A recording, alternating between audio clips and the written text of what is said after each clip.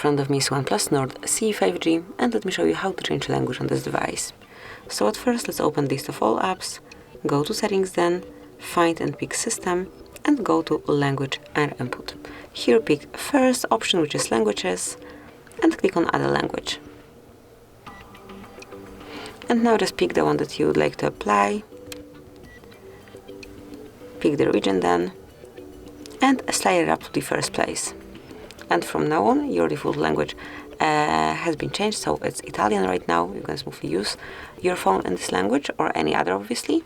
And if you'd like to change it, just tap on languages again, select more icon, pick remove, mark the language that you would like to delete, tap on bin and confirm it by tapping on remove.